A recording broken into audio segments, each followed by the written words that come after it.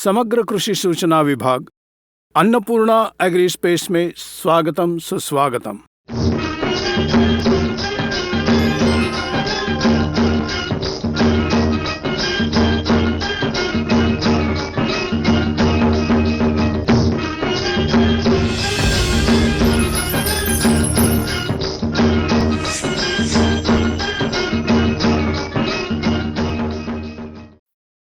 इस एपिसोड में हम प्राणाधार मूल तत्व जैसे कि हाइड्रोजन, इसका कार्य क्या है, ये पौधे के जीवन चक्र में कैसे काम करता है, ये जो हाइड्रोजन है पौधे के जीवन को कैसे प्रभावित करता है, इसके बारे में हम जान लेंगे। पिछले 2 एपिसोड में हमने ऑक्सीजन और कार्बन के बारे में जान लिया। ऑक्सीजन 44% का भाग होकर, कार्बन 40% का भाग होकर, प्राणाधार मूल तत्व हाइड्रोजन का भाग 6% होता है। तो इसे कम नहीं समझना चाहिए। इस हाइड्रोजन को हम कैसे देखते हैं, कैसे नाप तोल करते हैं, ये पहले जानना चाहिए। इस हाइड्रोजन के स्तर को हम pH लेवल कहते हैं, पोटेंशियल ऑफ हाइड्रोजन ऐसा कहते हैं। इस हाइड्रोजन स्तर के ऊपर ही सभी प्रकार के जीवन कार्य आधारित है। इसलिए हाइड्रोजन का स्तर इतना महत्वपूर्ण है, इतना प्रमुख है कि कोई भी कार्य जैसे जीवन कार्य या रासायनिक कार्य इस हाइड्रोजन पर ही आधारित होते हैं।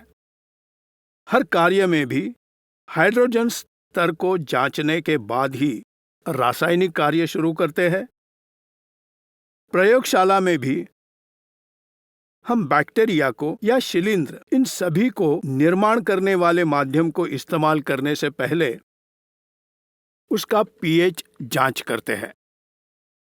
हाइड्रोजन के स्तर पर ही जांच करते हैं, वो सही है या नहीं, इसकी जांच करने के बाद ही इस प्रकार की निर्मिती शुरू करते हैं। इस कार्य से संबंधित हाइड्रोजन का स्तर जितना चाहिए उतना ना हो तो कोई भी कार्य ठीक से नहीं होगा और पूरा नहीं होगा। उसी प्रकार पौधे के जीवन चक्र में भी सभी प्रकार के जीवन कार्य है हाइड्रोजन के स्तर पर ही आधारित होते हैं। ये हाइड्रोजन जमीन में निसर्गतः होता है।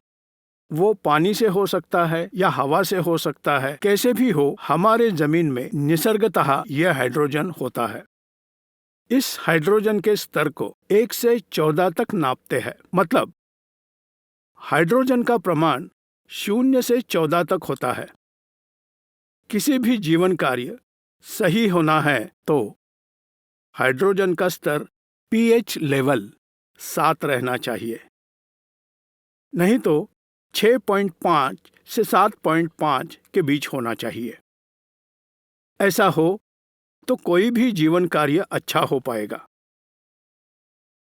हम जमीन में हाइड्रोजन को नए से देने की जरूरत नहीं है और हाइड्रोजन के लिए किसी अलग उत्पाद की भी जरूरत नहीं है, लेकिन हाइड्रोजन को स्थिर रखने के लिए उत्पाद का जरूर उपयोग करना चाहिए। स्थिरीकरण यानी हाइड्रोजन के स्तर को बदलना। सभी जीवन कार्य अच्छे तरह होना है तो 6.5 से 7.5 के बीच होना चाहिए।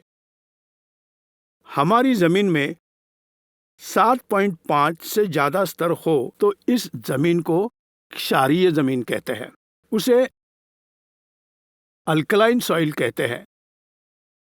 हमारी जमीन में हाइड्रोजन का स्तर 6.5 से कम हो तो उसे आम्लीय जमीन कहते हैं या आम्लीय मिट्टी कहते हैं, एसिडिक सॉइल कहते हैं उसे। ये अल्कलाइन और एसिडिक सॉइल मतलब क्षारीय जमीन और अम्लीय जमीन हो तो फसल अच्छी नहीं होगी। pH का स्तर 9 के ऊपर मतलब हाइड्रोजन का स्तर 9 के ऊपर हो तो उसे पौधा अंकुरण भी होना मुश्किल होगा। जमीन में किसी तरह के बैक्टीरिया या किसी तरह का सूक्ष्म जीवाणु भी होना मुश्किल है, निर्जीव बन जाते हैं। आपने देखा होगा कि बंजर जमीन में पौधा भी नहीं आता। पुराने जमाने में घरों के छत पर संरक्षक पदार्थ डालते थे जिससे घास नहीं उगता था और पानी को वो नीचे मतलब शोषण नहीं करता था और ऊपर पानी को बहने देता था। इसीलिए लोग घरों के ऊपर ऐसे प्रतिबंधक पदार्थों का उपयोग करते थे।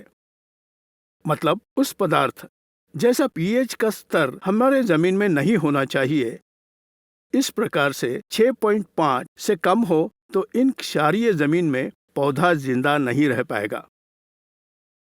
इसीलिए हम हमारी जमीन का उदजन स्थायी पीएच का स्तर, हाइड्रोजन का स्तर 6.5 से 7.5 तक होगा, ये देखना चाहिए। अगर हमारी जमीन में 7.5 से हाइड्रोजन का स्तर ज्यादा हो तो पीएच का स्तर ज्यादा हो तो आप पौधे में एक बदलाव देख सकते हैं। पौधा घने हरे रंग में बदलेगा। बहुत गहरा हरा रंग में बदलकर पत्ते मोटे होकर फूटने लगते हैं। पीएच का लेवल ज्यादा रहने वाले जमीनों में कुछ भी फसल बोने से उसका आप देख सकते हैं कि पौधा घना हरा होकर पत्ते बड़े होकर फटने लगते हैं। पत्ता हाथ से दबाने पर पत्ता टूटने लगेगा। पत्ते का पृष्ठभाग मोटा हो जाएगा। इसमें प्रकाश संश्लेषण का कार्य भी, पौधे का जीवन कार्य भी ठीक से नहीं हो पाएगा। इस तरह पीएच का स्तर अधिक हो तो आपको ये देखना है कि पौधा घना हरा रंग देता है, पत्ते बड़े होते हैं और फटने लगते हैं।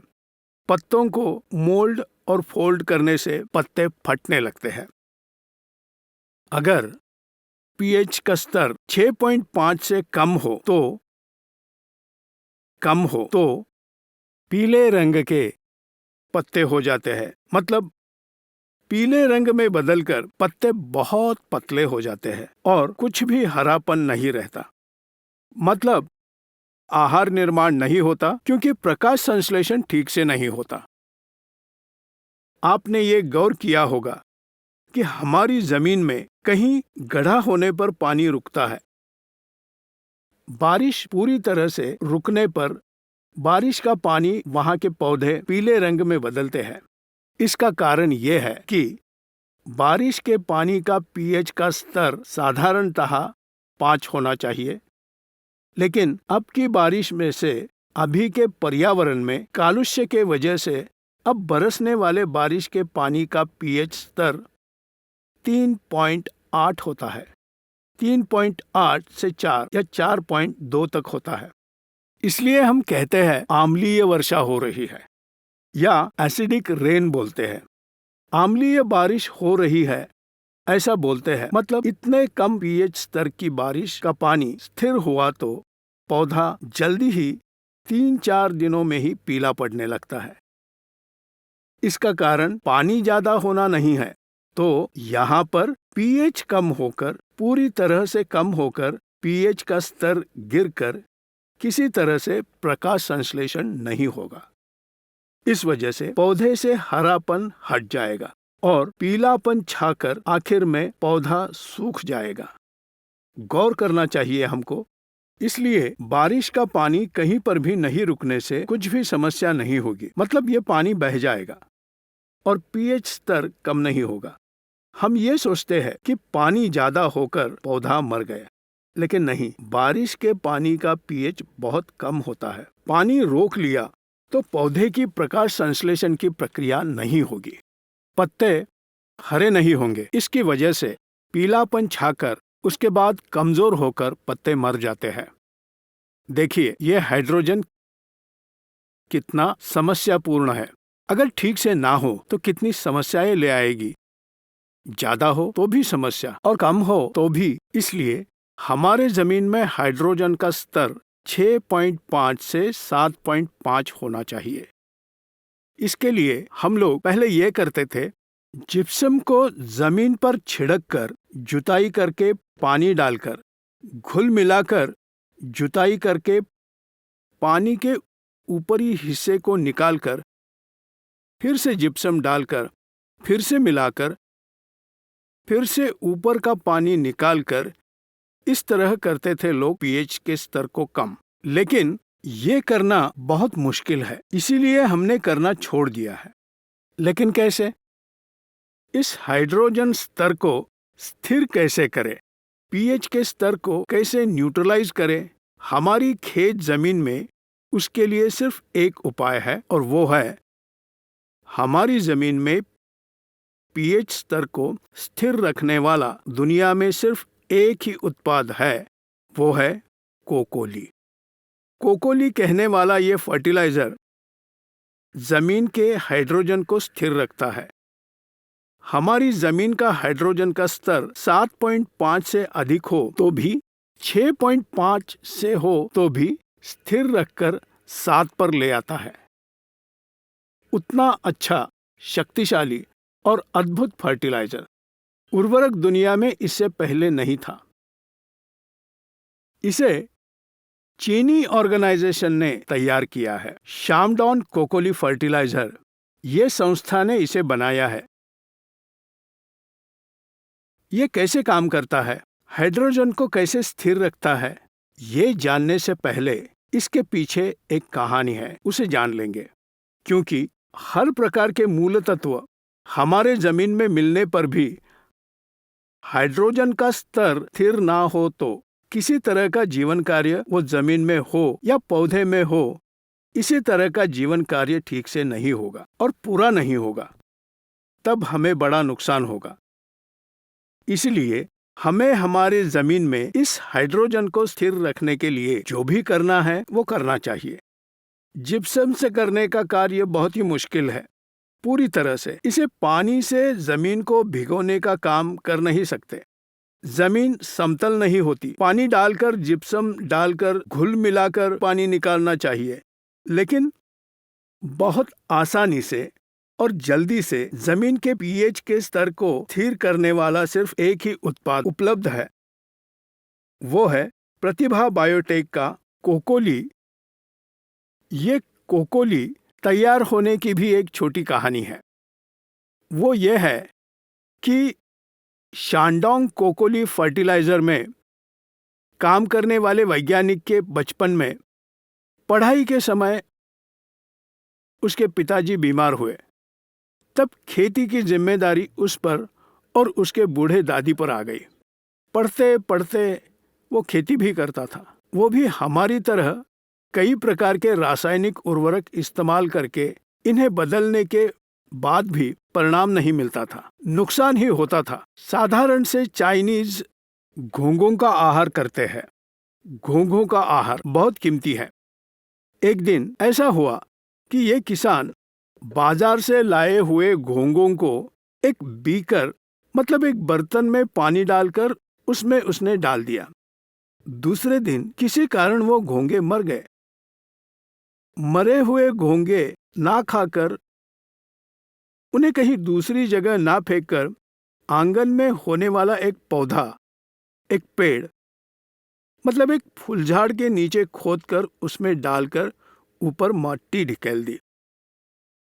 बड़ी अनिच्छा से किया, मतलब दूर जाकर कूड़े में न डालकर आंगन में ही पेड़ के नीचे मिट्टी निकालकर उसमें उन घोंघों को गाड़ दिया। उसके कुछ दिनों ही बाद साधारण सा दिखाई देने वाला पेड़ एकदम आकर्षक दिखाई देने लगा। ये गौर किया कि अच्छी पुष्पधारणा होकर बहुत सारे फूल आए थे, बहुत हरे भरे रंगीले फूल। इस तरह का बड़ा बदलाव नजर आया और बाकी सारे पेड़ जैसे थे वैसे ही रहे, लेकिन ये पेड़ काफी आकर्षक दिखाई देने लगा और वो सोचने लगा कि इस पेड़ में इतना बदल कैसे हुआ। तब भी उसे याद आया कि 10 दिन पहले उसी पेड़ के नीचे घोंघों को डालकर दफनाया था। इसीलिए क्या इस बदलाव के पीछे वो कारण हो सकता है क्या? इतना स्वस्थ होने के लिए, आकर्षक होने के लिए ये कारण हो सकता है क्या? ऐसा संदेह उसके मन में होने लगा। तुरंत ही उसने ये किया, तुरंत बाजार में जाकर घोंघे खरीदकर उन्हें मारकर दूसरे पेड़ों में दफना दिया। फिर से 10 दिन के बाद सभी पेड़ों में अच्छी हरियाली, अच्छे फूल फल आने लगे। सभी तरह से पेड़ स्वस्थ होने लगे। इसे देखकर वो एक नतीजे पर पहुंचा कि घोंघों को जमीन में गाड़ने से ये सभी पौधे स्वस्थपूर्ण बढ़ने लगे। इसे खेत में आजमाने के लिए उसने ये किया कि 1, 3, 4 पंक्तियां चुनकर उसे हर पौधे के नीचे घोंघों को मिट्टी में गाड़ दिया। फिर से 10 दिन के बाद दूसरे पंक्तियां छोड़कर जिन पंक्तियों के नीचे घोंघों को गाड़ा था, उन पंक्तियों के सभी पौधे बहुत ही स्वास्थ्यपूर्ण दिखाई देने लगे। तो ये उसने निश्चित कर दिया कि घोंघों का इस्तेमाल करने से पौधे स्वस्थ रहेंगे। लेकिन कैसे? ये जानने के लिए दोस्तों को मिलकर प्रयोग करना शुरू हुआ। दरअसल इन घोंघों में ऐसा क्या है जो पौधे इतने स्वस्थ होने लगे? ये जानने के लिए वो प्रयोग करने लगा। इन प्रयोगों की वजह से हमने ये जाना कि घोंघों में PAS पॉलीमेरिक एसिडिक सब्सटेंस नाम का एक द्रव पदार्थ होता है। आप ये गौर कीजिए कि घोंघा जमीन पर या पत्थर पर बहुत धीरे धीरे चलता है। जितना दूर वो जाता है उतना दूर गीला करता है। जितना दूर घोंघा जाता है उतना दूर गीली लकीर तैयार होती है। वो द्रव पदार्थ ही PAS है। वो लगातार छोड़ते ही रहता है जो घोंघों के अंदर होता है। एक जमाने में हमारे खेतों में घोंघे फिरते रहते थे, अब नहीं। उनका भोजन है सड़े हुए पत्ते। ऐसा आहार उन्हें चाहिए, लेकिन कहाँ है? पत्ते जला रहे हैं, गोबर इस्तेमाल नहीं कर रहे। उन्हें ही भोजन जैसा लेते हैं घोंघे। वो खाकर PAS छोड़ते रहते हैं। जब से हमारे खेतों में घोंघे नहीं हैं, तब से हमारे जमाने में होने वाले हाइड्रोजन का स्तर स्थिर ना होने से ज्यादा या कम होने लगा। वो वैज्ञानिक घोंघों में जो PAS की खोज करने के बाद उन्हें समझ आ गया कि घोंघों का PAS जमीन के हाइड्रोजन के स्तर को स्थिर करने से सभी प्रकार के जीवन कार्य अच्छे होकर पौधा स्वस्थपूर्ण बढ़ रहा है। ये जान चुके हैं। वो खोजने के बाद दुनिया के सभी किसानों तक इस खोज को पहुंचाना चाहिए। लेकिन घोंघों से हमें PAS कम आता है, लेकिन अच्छा काम करता है। लेकिन वो जगह के मुताबिक कैसे इस्तेमाल करना चाहिए, ये सोचकर वो लोगों ने ये किया है कि ग्रैन्युलेटेड वाटर सोल्यूबल फर्टिलाइजर, मतलब पानी में घुलनशील दानेदार उर्वरक, इसमें PAS को मिला दिया है। घोंघों से आने वाला इस PAS को इसमें मिला दिया। इस कोकोली में सभी प्रकार के सूक्ष्म प्रकार के पोषक तत्व होते हैं। कार्बन भी होता है, जिसमें जीवाणु होते हैं, थोड़े बैक्टीरिया जैसे कि बैसिलस सबटिलिस, बैसिलस टीलीज, ऐसे बैक्टीरिया होते हैं। इसके साथ साथ सबसे महत्वपूर्ण ये PAS होता है, पॉलीमेरिक एसिडिक सब्सटेंस। कोकोली ग्रैन्यूल्स में PAS होने की वजह से उसे जमीन में डालते ही कुछ क्षणों में ही जमीन का pH स्तर बढ़कर क्षारीय जमीन हो या अम्लीय जमीन हो, हम इस कोकोली को जमीन में डालते ही तुरंत उसका कार्य शुरू करता है। इतना शक्तिशाली है PAS। घोंघों से आने वाला PAS बहुत शक्तिशाली है। हम जमीन में डालने के बाद कुछ क्षणों में ही जमीन का pH स्थिर हो जाता है। वो सचमुच कुछ क्षणों में ही काम शुरू करता है या नहीं, उसे एक छोटे प्रयोग से हमने पता कर लिया। ये किसान भी देख सकते हैं, लेकिन आपके पास लिटमस पेपर होना चाहिए। ये लिटमस पेपर आपको किसी प्रयोगशाला संबंधी इंस्ट्रूमेंट के दुकान में मिलता है। pH को नापने वाला ये पेपर है। अगर आपके पास ये लिटमस पेपर हो तो इस कोकोली को आपके घर में ही जांच कर सकते हैं। वो pH स्तर को क्षणों में स्थिर कैसे करता है ये जान सकते हैं। आपके लिए छोटा प्रयोग मैं यहाँ करता हूँ। गौर कीजिए कि ये देखकर आप भी जांच कर सकते हैं। इसीलिए ये कोकोली पीएच स्तर को कैसे स्थिर करता है। पीएच स्तर ज्यादा हो तो कैसे 7 पर लेके आता है, कम हो तो भी कैसे 7 पर लेकर आते हैं। ऐसा एक छोटा प्रयोग हम आपको करके दिखाएंगे। हम अब इस कोकोली के दानों से पीएच स्तर को कैसे स्थिर करता है, ये जानने के लिए एक छोटा सा प्रयोग करते हैं। कोकोली दाने ऐसे होते हैं, तो हम प्रयोग ऐसे शुरू करते हैं। यह है सिगरेट पीने के बाद रहने वाली राख। सिगरेट पीने के बाद बची हुई राख का पीएच का स्तर 12 से 13 तक होता है। हाइड्रोजन का स्तर सिगरेट के राख में 12 से 13 होता है। उसके बाद कम पीएच रहता है थम्स अप। हम जो पीते हैं ना थम्स अप, उसके पीएच का स्तर होता है 2 से 3 तक। अब हम कोकोली से इन दोनों के पीएच के स्तर को हम स्थिर करेंगे। मतलब 12 से 13 पीएच स्तर होने वाले इस सिगरेट के राख का पीएच देखो, उसे कैसे 7 पर लेके आएगा कोकोली। इस तरह 2 से 3 पीएच स्तर होने वाला थम्स अप, इसके पीएच स्तर को 7 पर लेकर आएगा कोकोली, जिसे हम प्रयोग करके देखेंगे। अब हम यहाँ 3 छोटे बीकर्स को रखा है। इसमें हम एक सिगरेट का राख डालेंगे। सिगरेट की राख डालकर उसमें हम थोड़ा पानी डालेंगे।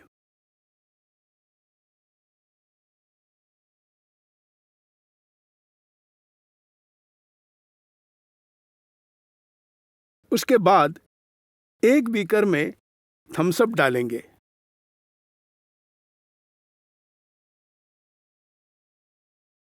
और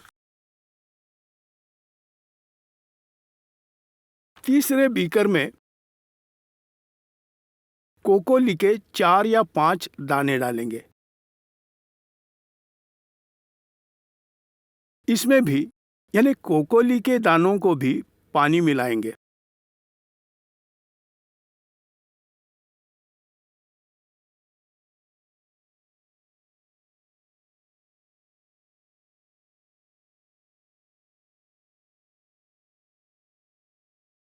घोंगे ऐसे दिखाई देते हैं, आपने देखा होगा। हमने ये किया है कि सिगरेट की राख को एक बीकर में घुलाया है। एक बीकर में थम्स अप आता है। तीसरे बीकर में कोकोली डालकर उसको भी पानी में घुल मिलाया है। हमें पीएच स्तर नापने के लिए लिटमस पेपर की जरूरत है। पीएच स्तर नापने वाला लिटमस पेपर ऐसा होता है। ये प्रयोग शाला के उपकरण के दुकान में मिलेगा। इसे लिटमस पेपर कहते हैं।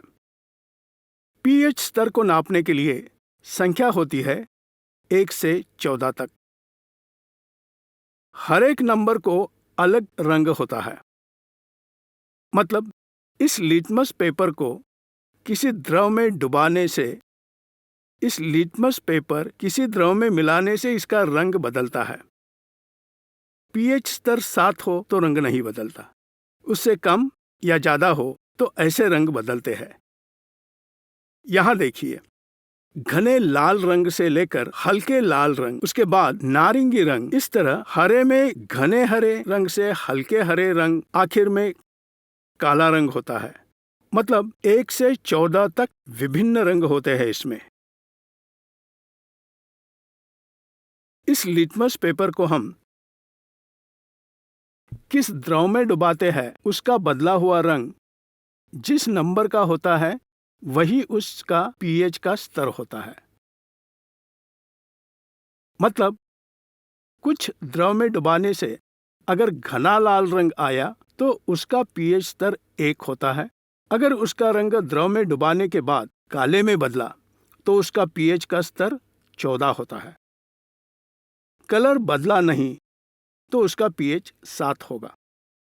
अब हम सिगरेट के राख का पीएच का स्तर देखेंगे। मैं अब 2 लिटमस पेपर को सिगरेट के राख में के बीकर में डुबाता हूं। देखिए, तुरंत ये काला हो गया, तकरीबन काले रंग में बदल गया। यहाँ काले रंग का नंबर 10 से शुरू हुआ, 12, 13, 14। मतलब सिगरेट के राख का स्तर 12 या 13 है। वो बहुत स्पष्टता से दिखाई दे रहा है। यहाँ 12 और 13 रंगों के बराबर सिगरेट के राख का पीएच का स्तर दिखाई दिया है। इसमें एक लिटमस को कोकोली के बीकर में डुबोकर भी देखेंगे।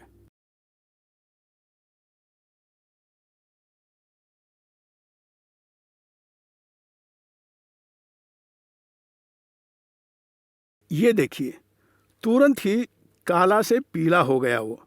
पहले ये लिटमस पेपर काले रंग में था।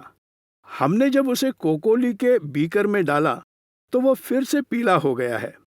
मतलब ये है कि 12 या 13 रहने वाला पीएच या हाइड्रोजन का स्तर हमने कोकोली में घुलाकर रखे हुए बीकर में डुबाने के बाद तुरंत उसके पीएच का स्तर स्थिर होकर 7 में बदल गया है। ये साफ साफ दिखाई दे रहा है। इस सिगरेट के राख के पीएच के स्तर को कोकोली दानों ने 7 में बदल दिया। मतलब ज्यादा पीएच का स्तर होने वाले इस द्रव के पीएच स्तर को कोकोली दानों ने स्थिरीकरण किया है।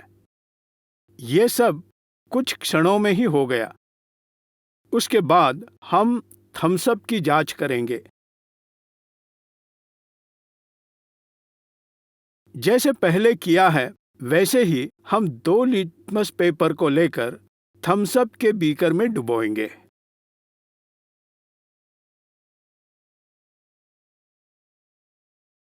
देखिए, ये लाल रंग बदल गया। सिगरेट के राख में डुबाने से वो काला रंग का हुआ था, अब ये लाल रंग में बदल गया है। 1, 2, 3 लाल रंग में है। इसका मतलब थम्सअप के पीएच का स्तर 2 या 3 है। स्पष्टता से देखा तो यहाँ लाल रंग है। इस लिटमस का रंग बदल दिया, पीले से लाल रंग में बदल गया है। 2 से 3 तक दिखा रहा है। अब इन दोनों में से एक को कोकोली के बीकर में डुबाकर देखेंगे।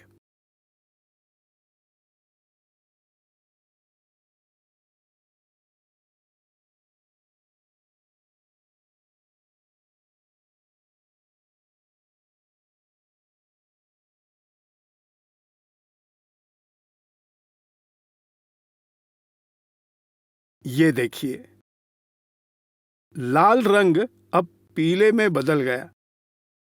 मतलब थम्सअप के पीएच का स्तर 2 से 3 हो तो उस लिटमस को कोकोली के बीकर में डुबोने से वो तुरंत ही उसका पीएच स्तर होकर 7 में बदल गया।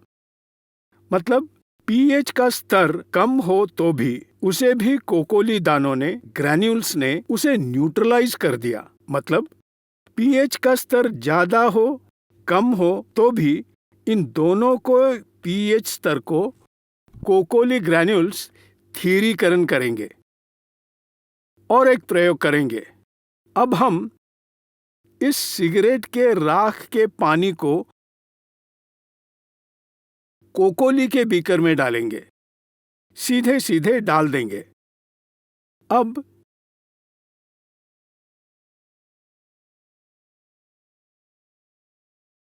इसके पीएच की जांच करेंगे।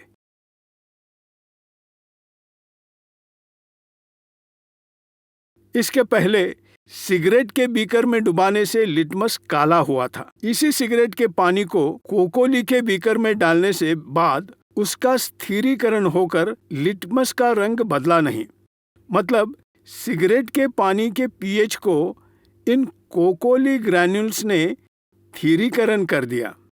इसी तरह थम्सअप को भी मिलाएंगे।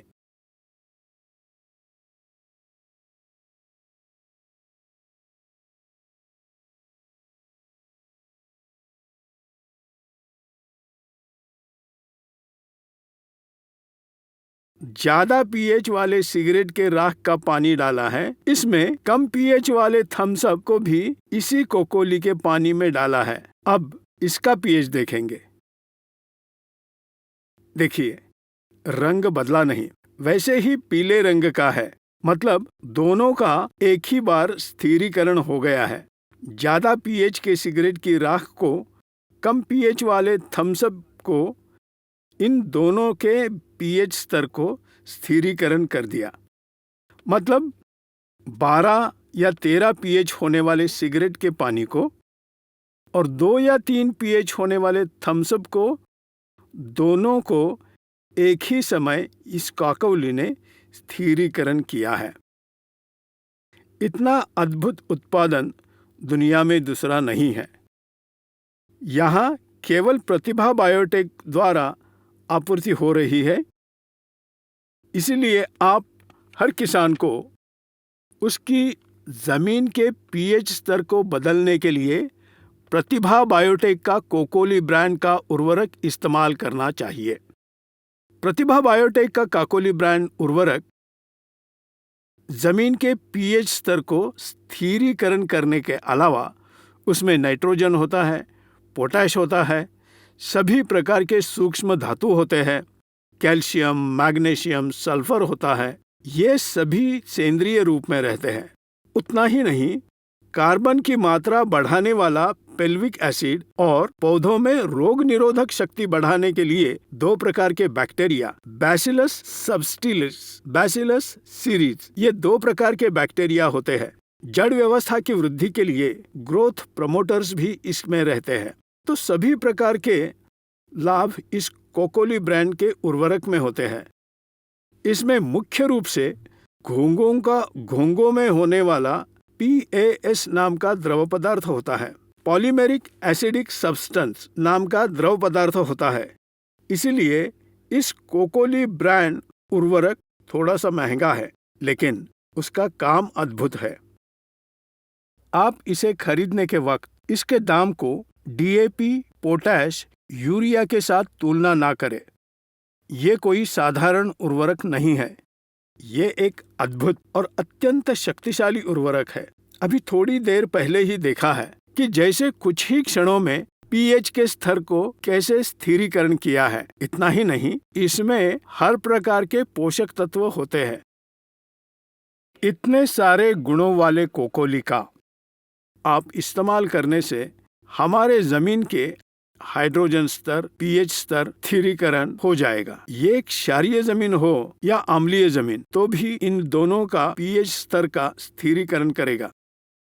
इसे 3 महीने से 4 महीने की फसल में 40 किलो 3 हिस्सों में इस्तेमाल करना चाहिए। अगर 5 से 6 महीनों की फसल हो तो 60 से 80 किलो तक इस्तेमाल कीजिए 6 हिस्सों में। ऐसे इस्तेमाल करने से हमारे जमीन के पीएच का स्तर स्थिरीकरण होकर सभी प्रकार के सूक्ष्म पोषक तत्व उपलब्ध होंगे। धन्यवाद। अन्नपूर्णा एग्री स्पेस को देखने वाले किसानों को मुख्यतः ये बताना है, 16 राज्यों में प्रतिभा बायोटेक के बहुत सारे कर्मचारी हैं। हर प्रांत में आपको कुछ संदेह हो तो या आपके खेत को हमारे लोग भेंट करके आपकी समस्या जानकर उसको सुलझाना है तो आपके स्क्रीन पर आपके प्रांत के संबंधित कर्मचारियों का नंबर दे रहे हैं।